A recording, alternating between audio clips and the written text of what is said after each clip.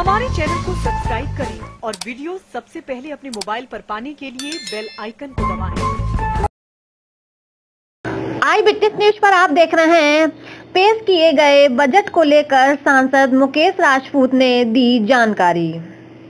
वित्त मंत्री निर्मला सीतारमण के द्वारा पेश किए गए बजट को लेकर फर्रुखाबाद सांसद मुकेश राजपूत ने एक प्रेस वार्ता कर बजट की उपलब्धियां गिनाई। उन्होंने कहा, सरकार ने इस बजट के माध्यम से गरीब कल्याण करने का कार्य किया है। सांसद मुकेश राजपूत ने कहा, प्रधानमंत्री नरेंद्र मोदी के नेतृत्व वाली केंद्र की सरकार का बजट जन कल्याण को समर्पित है। बजट के माध्यम से गरीब एवं मध्यम वर्ग के लोगों को ध्यान में रखते हुए सरकार द्वारा कई ऐतिहासिक निर्णय लिए गए, जिसका लाभ गरीब और मध्य वर्ग के लोगों को प्राप्त होगा।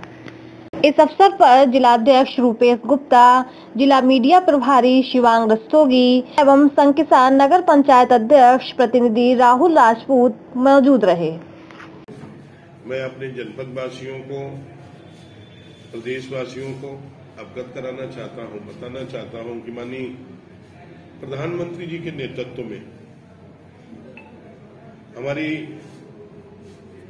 आदरणीय निर्मला सीतारमण जो वित्त मंत्री हैं, उनके द्वारा जो बजट पेश किया गया, ये बजट मैं तो इसे इसलिए अच्छा बजट मानता हूं क्योंकि जब विपक्ष के लोग कहने लगे कि ये बजट जो है ये बजट चुनावी बजट है, लोगों ने कहा, इस बजट को लोगों ने कहा कि ये मोदी जी का बजट की चर्चा ना करके उन्होंने लोगों को, देश के, प्रदेश के लोगों को दूसरी जगह ध्यान ले जाने का काम किया। कोई कुंभ की तरफ चला गया, कोई महंगाई की तरफ चला गया। बजट को किसी ने भी आज तक मैंने देखी किसी ने बजट की आलोचना नहीं की।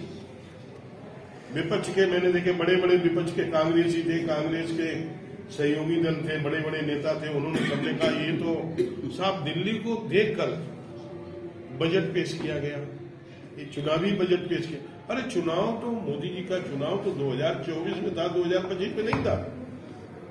इससे ये सिद्ध होता है कि ये बजट हिंदुस्तान में अभी तक जितने बजट पेश किए गए उनमें सबसे अच्छा बजट यही है।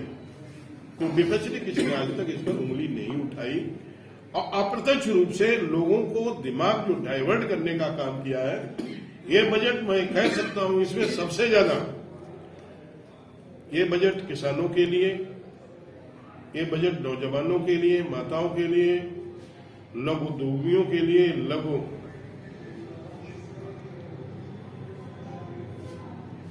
ये जो बजट जो है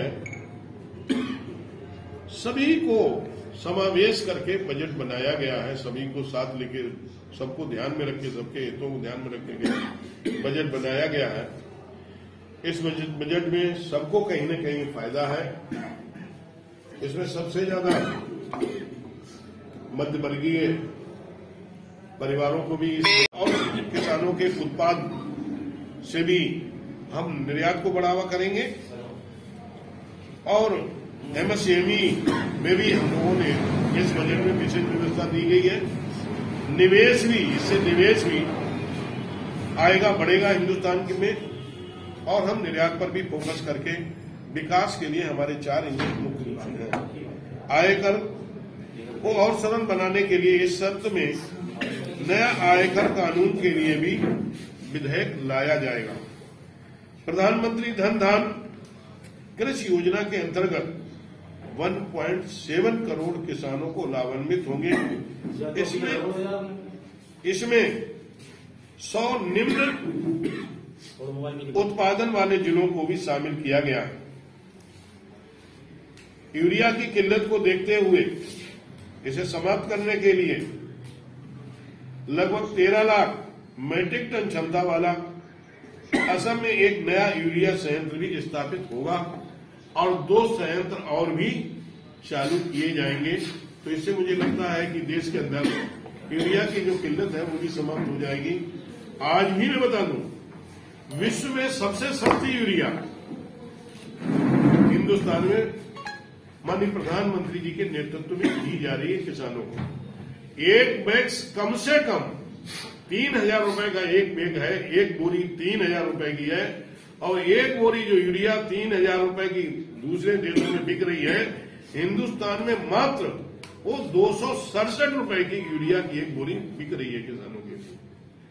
विश्व में सबसे सस्ती यूरिया हमारे किसानों को कम लागत में ज्यादा उत्पादन कैसे हो, ज्यादा उत्पादन का ज्यादा लाभकारी मूल्य कैसे मिले, इस पर विशेष रूप से फोकस किया गया। आयकर रिटर्न की समय सीमा को 2 वर्ष से बढ़ाकर अब 4 साल कर दिया गया है। पहले था कि हम जो आयकर रिटर्न भरने की समय सीमा 2 वर्ष थी, अब इसे हम 4 साल तक इसे कर दिया गया है। कैंसर जैसे असाध रोगों और अन्य गंभीर जीर्ण रोगों के उपचार के लिए 36 जीवन रक्षक औषधियों को बुनियादी सीमा शुल्क BCD से छूट दी गई है। 36 दवाओं को, जो जीवन रक्षक दवाएं हैं, उन्हें 36 जीवन रक्षक दवाओं को BCD के माध्यम से सीमा शुल्क में छूट दी गई है। अगले 3 वर्षों के अंदर सभी जिला अस्पतालों में डे केयर कैंसर सेंटर बनाए जाएंगे और इस वित्तीय वर्ष में 2025 से 26 में 200 केंद्र बनाए जाएंगे। अब कैंसर का इलाज भी हर जिले में हो सके आगे आने वाले समय में, इसकी भी व्यवस्था इस बजट में की गई है। जहाज निर्माण में प्रयोग होने वाली कच्ची सामग्री और घटकों पर 10 साल के लिए BCD में छूट दी गई है। बैटरी उत्पादन को बढ़ावा देने के लिए विद्युतीय वाहनों और मोबाइल बैटरी उत्पादन के लिए अतिरिक्त पूंजीगत वस्तु में छूट दी गई है।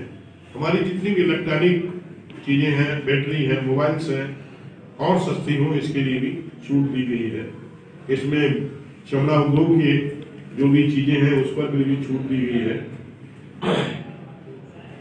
और कानपुर से लेके फर्रुखाबाद होते हुए मथुरा तक दोहरीकरण रेलवे लाइन हेतु इसमें व्यवस्था की गई है। इस बजट में भी व्यवस्था की गई है। आपको आई विटनेस न्यूज का ये एपिसोड कैसा लगा? आप हमारी खबरों को लाइक करिए, इन पर कमेंट करिए, और अभी तक अगर आप हमारे चैनल से नहीं जुड़े हैं तो हमारे चैनल को सब्सक्राइब करके हमें अपना सहयोग प्रदान कीजिए, ये आपसे निवेदन है।